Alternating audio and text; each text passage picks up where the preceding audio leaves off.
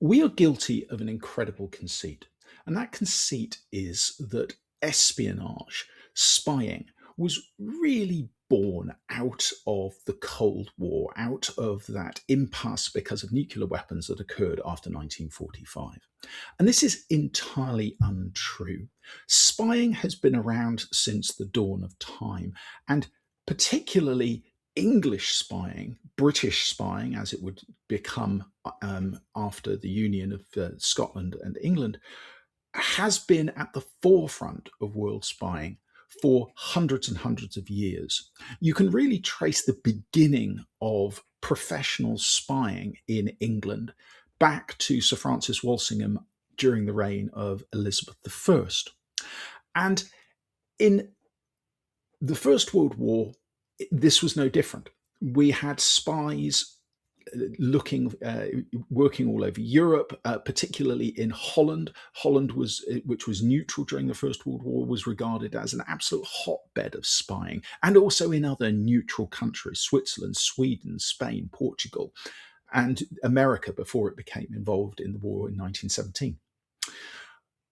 But after the war, we seem to imagine that all stopped, and it didn't.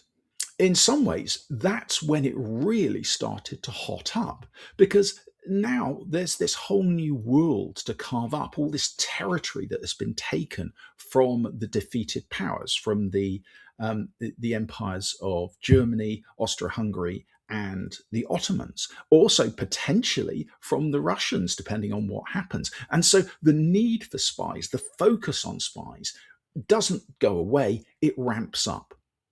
And Britain, France, Italy, they are all pushing to get information, to gain advantage over each other and over the other nations of the world.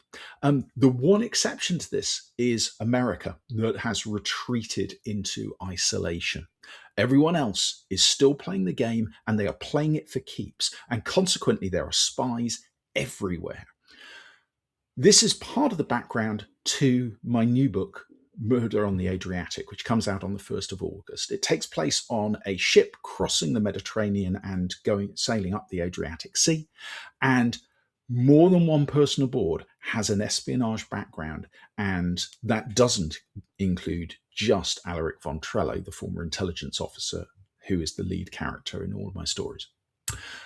I hope it's a book you're going to enjoy, and I hope you've enjoyed this content too. If you have, please subscribe for more.